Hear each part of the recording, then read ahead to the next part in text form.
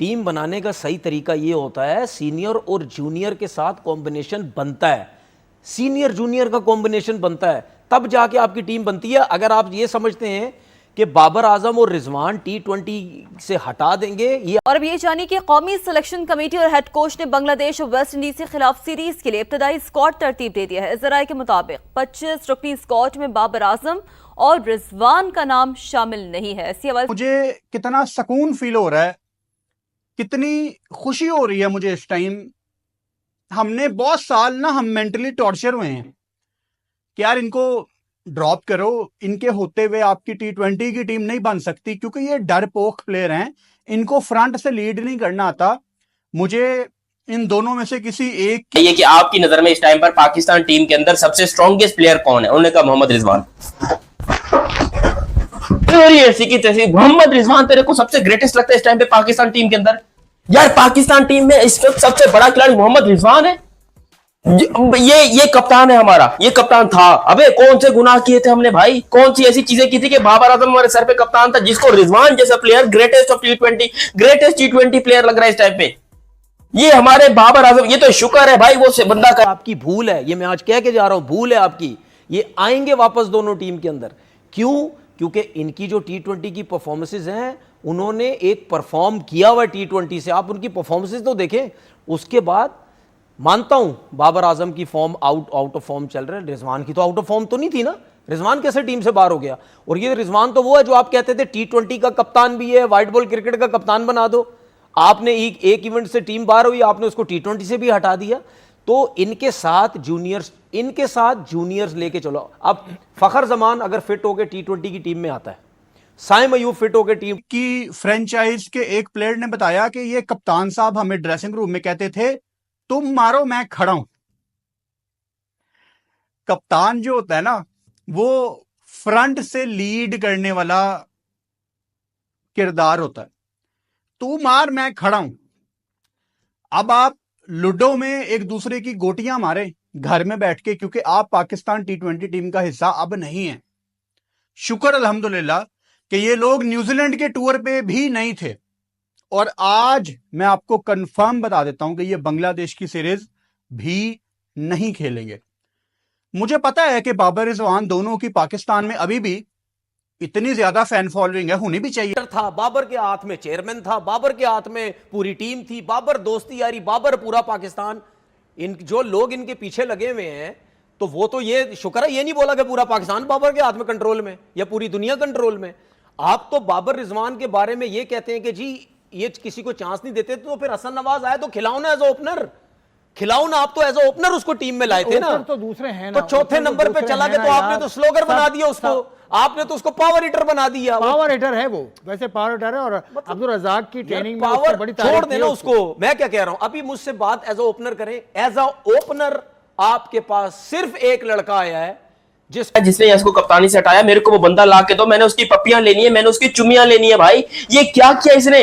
Pakistan team के L लगवाने में सबसे बड़ा हाथ इसी का है, रिजवान का है। ये दोनों पाकिस्तान टीम के एल लगवाने में सबसे आगे रहे। और जब आज इनसे सवाल पूछा गया कि भाई सबसे नंबर 1 पे कौन है पाकिस्तान टीम का कप्तान या पाकिस्तान का प्लेयर सबसे नंबर 1 कौन है? मोहम्मद रिजवान। यार ये हैरान है भाई, मैं हैरान है कि इतना थर्ड क्लास थिंकिंग वाला बंदा हमारा कप्तान था। इसकी नजर में यहां पर यकीन करो Iftikhar Ahmed greatest power hitter है, इसकी नजर में खुशदिल शाह और वो ग्रेटेस्ट ऑलराउंडर है, इसकी नजर में Haider Ali greatest power hitter है, इसकी नजर में Mohammad Rizwan greatest captain of all time है, इसकी नजर में सबसे ग्रेटेस्ट बैट्समैन मोहम्मद रिजवान है, इसकी नजर में यकीन करो साइम अयूब से बड़ा दुनिया में कोई ओपनर नहीं है। ये हमारा कप्तान है। सिद्धू ने ये बात की। हाँ जी, क्योंकि मुझे ऐसा लगता है वो सही में क्रिकेट खेला है, सही में क्रिकेट को समझता है, और सही में वो ये समझता है कि एक क्रिकेटर की फीलिंग क्या होती है जब वो आउट ऑफ फॉर्म होता है। और वो क्रिकेटर जो आपकी एक बैकबोन होता है किसी भी टीम का। उसके बाद हरभजन सिंह का क्लिप है, उसने भी ग्राउंड में खड़े होकर बोला कि भाई उसके पीछे क्यों लगे हुए हो सारे, जब वो रन्स कर। और ये हरभजन वगैरह अभी से बोल रहे हैं ना, मैं उस टाइम से बाबर के लिए बोल रहा हूं, जब से ये एक फ्रेंचाइज इसने जब छोड़ी थी, इसने जब फ्रेंचाइज छोड़ी थी ना, वो सब लोगों को पता है मैं किस फ्रेंचाइज की बात कर रहा हूं। जब छोड़ी थी उसके बाद इसके पीछे लग गए थे। उस टाइम से मैं बोल रहा हूं, चेक कर ले कितना इम्पैक्ट डाला हुआ इन दोनों ने। ये रिजवान एक टाइम के ऊपर पीएसएल में हाईएस्ट रन्स गेटर था। पीएसएल में रिजवान मुल्तान सुल्तान का कप्तान हाईएस्ट रन्स गेटर था। टीम जो थी ना बॉटम में थी पॉइंट्स टेबल पे। तो अब बताएं रिजवान के रन्स का उसकी टीम की परफॉर्मेंस के ऊपर क्या इम्पैक्ट पड़ा है। ये जितना इनका एक्सपीरियंस है इनको तो सिंगल हैंडेडली मैच जितवाने चाहिए। तो बिना वजह में अब वो बाबर और रिजवान का ना तूती बजाना बंद कर दें। वो दोनों अच्छे बैट्समैन हैं, ठीक है, चले मान लेते हैं दो के उनके टेक्निकल इश्यूज हैं, मैं आपकी बात मान लेता हूँ, अच्छे बैट्समैन हैं, लेकिन वो लंबी क्रिकेट के बैट्समैन हैं, वो ये छोटी क्रिकेट के बैट्समैन नहीं है। ये आपको क्लियर कट नज़र आ गया, इसी वजह से तो वो सिलेक्ट नहीं हो रहे। क्योंकि अब आप देखते हैं हसन नवाज को, वो किस तरह खेलता है, अब आप देखते हैं यासिर को, अब आप देखते हैं नईम को। तो आप बोले जी बाबर आजम और रिजवान की जगह हम कहीं मौका दे सकते हैं, वो है साहबजादा फरहान, जो प्रॉपर डोमेस्टिक का क्रिकेटर, डोमेस्टिक का परफॉर्मर, ठीक है। उसमें भी उसने कितने मैच, मैंने सारा निकाल के रखा हुआ है, उसमें भी उसने 11 मैच खेले हैं और 150 है। लेकिन मैं उसके बावजूद भी कहता हूं कि कोई नहीं है, जाने दो उसको, कोई मसला नहीं। अच्छा, ये कौन सी दुनिया की रिप्लेसमेंट है, मुझे ये बता दो कि आपके दो लड़के, चलो पूरा पाकिस्तान कहता है ना, जो हमारे पूरा पाकिस्तान का मतलब ये जो यूट्यूबर, ये मीडिया वाले बाबर के पीछे पड़े हुए हैं, ठीक है, चलो मैं कहता हूं बाबर की आप बात करते हैं, आखिरी 3 इनिंग में भी 41 रन है 28 बॉलों पे, मैं चलो उसको साइड पे कर देता हूं। रिजवान का क्या कसूर है? क्या रिजवान T20 में परफॉर्म नहीं कर रहा था? 47 की उसकी एवरेज है। पीएसएल में परफॉर्म किया उसने, फिर पीएसएल में चौथे 5वें नंबर पे था, उसका क्या कसूर है? यार बाबर आजम से मेरी कोई पर्सनल दुश्मनी नहीं है, लेकिन जब क्रिकेट की बात करते हैं तो मुझे हैरानी होती है और शर्म आती है कि यार इसको हम लोग नंबर 1 बनाकर बैठे हुए थे। नंबर 1 पाकिस्तान में लोग बाबर को नंबर 1 बना के बैठे थे, और किस बिना पर लगा के बैठे थे? ऐसा कौन सी कारनामा सर अंजाम दिया था बाबर ने जिसकी वजह से हमने उसको नंबर 1 बनाया हुआ था? मुझे खुद आज तक ये बात समझ में नहीं आई है, क्योंकि आज ये इंटरव्यू देखने के बाद जो हमें बबरों का इंटरव्यू देखने को मिला, लिटरली मेरे औसान खता हो गए, मेरे आगे पिछवाड़े से सुराख बड़े बड़े हो गए कि भैंस की टांग, ये क्या हो गया?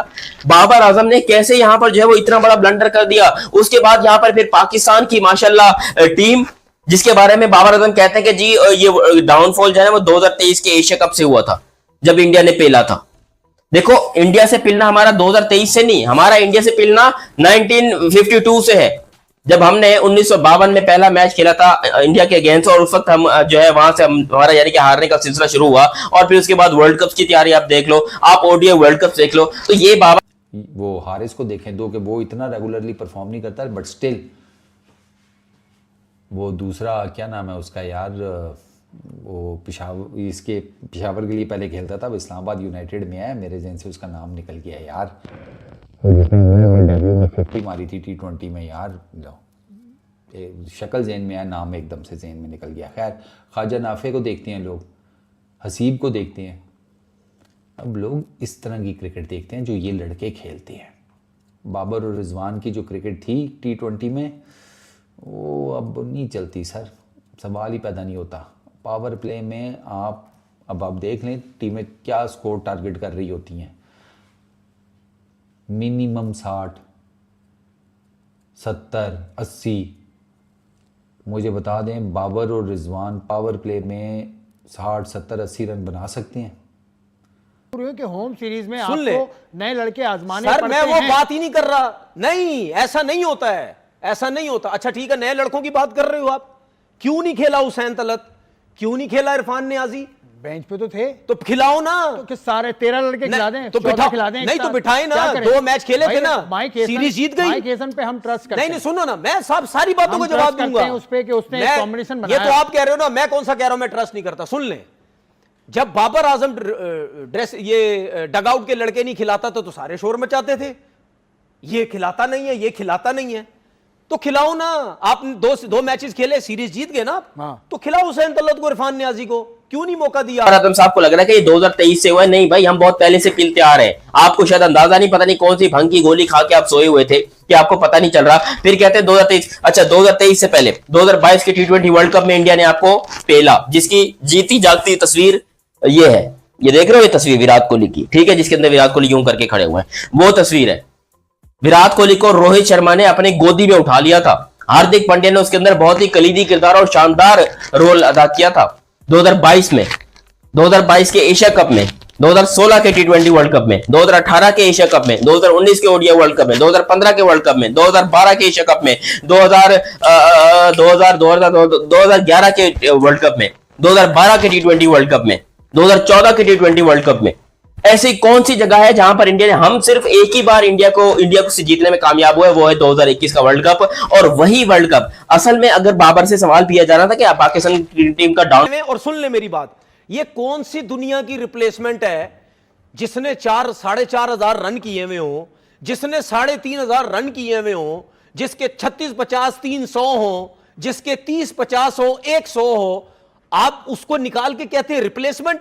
ऐसा कहीं नहीं होता है। रिजवान और बाबर सुन के ले हक मेरी में आप बात, अभी तक रिप्लेसमेंट हमेशा वो होती है आपके सीनियर्स खेलते हैं, उसके साथ आप अपने जूनियर्स को साथ लेके चलते हैं, इसको कहते हैं रिप्लेसमेंट। इसको कहते हैं कि ये नहीं होता कि आप सीनियर, आपके पूरे पाकिस्तान टीम में 2 सीनियर लड़के, आप उनको साइड पे करके बोलो जी रिप्लेसमेंट। भाई हम भी मानते हैं कि अगर आपका गेम टी20 के हिसाब से उस तरह का नहीं है तो आप उनको टास्क दो ना यार, आप उनसे बोलो कि यार आप हमारे रेगुलर मेंबर हैं, हम चाहते हैं आप रेगुलर क्रिकेट खेलें, ठीक है, लेकिन आप थोड़ा बहुत आप अपना गेम को बदलने की कोशिश करें। यह तरीकेकार होता है। ये मैक्यूलम को नहीं सिखाएंगे कि बैटिंग किस तरह की जाती है। फिर वो उनके दूसरे कप्तान आए केन विलियमसन को किसी को बताने की जरूरत नहीं है कि किस फॉर्मेट में किस तरह की बैटिंग करनी है। तो ज़्यादा उनका जो स्ट्रांग पॉइंट है वो अपोजिशन के बॉलर्स को लेके अपने बैटर्स को और अपने सामने वाले बैटर्स की सारी नॉलेज लेके अपने बॉलर्स को बताते हैं और उस तरह टीम को आगे लेके चलते हैं। बिल्कुल सही है, और साथ साथ थोड़ी प्रैक्टिकल अप्रोच भी लगी मुझे उनकी। एक जगह उन्होंने ये भी कहा कि अभी बड़े उतार चढ़ाव आएंगे, नताइज फौरी नहीं आते किसी भी चीज़ के। ये क्या कहना था उनका, ये let's have a look. Won't come instantly. You know, I'm aware of that, and as people are aware of that, we will have some ups and downs, but we're aware of where the pinnacle events are and where we want to peak. You know, there's a process to that, and key roles, we're aware of that, whether that be with the NCA, whether it be with the chairman, whether it be with selectors, whether it be with senior players. We all need to be on the same page in terms of... ये थोड़ी होता है आप उठा के जो है वो उनको साइड पे कर दें और बोले जी हम मॉडर्न डे क्रिकेट। क्या डेरिल मिचर मॉडर्न डे प्लेयर है? नहीं। क्या लिटन दास आपके सामने मॉडर्न डे प्लेयर है? इनसे मुकाबला क्या कर रहे हो? लिटन दास से मुकाबला करोगे? केन विलियमसन से कर लेते हैं। केन विलियमसन से करें, वो मॉडर्न डे प्लेयर है। लेकिन फिर आगा सलमान ने अभी कल जो बात की वो सुनवाना चाहूंगा मैं। साहब मुझे सब सुनवा दें, सब जवाब है मेरे पास। आगा सलमान की जो कल प्रेस कॉन्फ्रेंस थी उसमें उसने कहा क्या कि जो ब्रांड ऑफ क्रिकेट मैंने सोचा हुआ है, मैं न्यूजीलैंड में भी वही खेल रहा था, अब सुन ले, अभी भी मैं वही खेल। अब सुन ले, यही इंग्लैंड की टीम है, मॉडर्न डे क्रिकेट खेलना शुरू की थी ना इंग्लैंड की टीम ने। क्या हुआ इनके साथ? 50 ओवर की क्रिकेट में क्या हुआ इनके साथ? टेस्ट मैच की क्रिकेट में क्या हुआ इनके साथ? मॉडर्न डे क्रिकेट थी ना। सारे टी20 प्लेयर उठा के आपने उधर कर दिए। अब सुन ले मेरी बात एक और, जिस किस्म की बॉलिंग लाइनअप, ये मैं बहुत बड़ी बात बोल रहा हूं आजम खान के लिए। कौन आजम खान? आजम खान विकेट कीपर, सुन तो ले, याद आ गया आपको यार। जिस किस्म की बॉलिंग हो रही थी ना उनके स्पिनर्स को, जिस तरह हमारे प्लेयरों ने छक्के मारे, कितने फास्ट बॉलर को छक्के मार दिए, कितने स्पिनर्स को। बाबर और रिजवान को पाकिस्तान के हेड कोच ने टी20 स्क्वाड से बाहर कर दिया है। जब से बाबर और रिजवान को टी20 स्क्वाड से बाहर किया है तब से बाबर और रिजवान की रो रो की बुरा हाल हो गया है। बाबर और रिजवान की रोजी रोटी टी20 से चल रही थी, अब इनकी रोजी रोटी बंद हो गई है। बाबर रिजवान के साथ साथ तनवीर अहमद, जो तनवीर भिखारी जब मुंह खोलता है तब भारत के खिलाफ बोलता था, अब इसका भी रोजी रोटी बंद हो गया। जो बाबर और रिजवान से कंपेरिजन करा के, इंडिया की खिलाड़ियों से कंपेरिजन करा के अपना रोजी रोटी चलाता था, मगर अब तो बाबर और रिजवान को पाकिस्तान के हेड कोच ने परमानेंट टी20 से बाहर कर दिया गया। अब यह बाबर रिजवान टी20 नहीं खेलेंगे। इनसे अच्छा पाकिस्तान के जो यंग बच्चे हैं, जो पाकिस्तान के नए बच्चे हैं, अच्छे प्रदर्शन दिखा रहे हैं। और ये बाबर आजम घंटे वाला किंग है, जो गेंद की सेंचुरी पूरा करता है, रन की सेंचुरी नहीं पूरा करता है। इसको टी20 में जब ओपनर भेजा जाता है तो भाई 30 बॉल पर 10 रन 5 रन बनाकर आता है, जिस पर पाकिस्तान पाकिस्तान के हेड कोच एकदम से परमानेंट बाबर को बाइकआउट कर दिया गया है T20 से। अब T20 की कोई भी मैच में बाबर को एंट्री नहीं होगी। ये बाबर जो घंटे का किंग है, जो पाकिस्तान का किंग कहलाता है, जो पाकिस्तान के किंग पूरी पब्लिक नहीं कहता है, पाकिस्तान के अकेले किंग कहता है तनवीर अहमद, जिसका रोजी रोटी बाबर से चलता है। इसी को वो अपना किंग मानता है कि हमारा असली किंग बाबर आजम है, जो गेंद की सेंचुरी पूरा करता है, रन की सेंचुरी नहीं पूरा करता है। अब इसको अपने घंटे वाला किंग बनाया है तनवीर अहमद। अब इससे जब से तनवीर अहमद सुना है कि बाबर और रिजवान को T20 से बाहर कर दिया गया है, तब से वह सदमे में चला गया, सोच में पड़ गया है कि बाबर और रिजवान को तो बाहर कर दिया, अब हमारी रोजी रोटी कैसे चलेगी। अब इन पाकिस्तानी के 3 प्लेयर शाहिद अफरीदी, रिजवान और बाबर, यह तीनों के तीनों प्लेयरों को T20 से बाहर कर दिया और ये तीनों प्लेयरों के जगह पे एक नए बच्चों को रखा है, जो नए बच्चे अच्छे टैलेंट दिखा रहे हैं। पाकिस्तान के हेड कोच साफ साफ बता रहे हैं, अगर भारत के गली मोहल्ले का अगर बच्चा लेकर आए तो बाबर और रिजवान से अच्छा बैटिंग करेगा और शाहिद अफरीदी से अच्छा बॉलिंग करेगा। तब से पाकिस्तानी मीडिया में एकदम से हड़कंप मची हुई है जब से बाबर को बाइकआउट किया गया। बाबर T20 में कभी भी बाबर और रिजवान की अफरीदी की एंट्री नहीं होगी। पाकिस्तान के हेड कोच ने साफ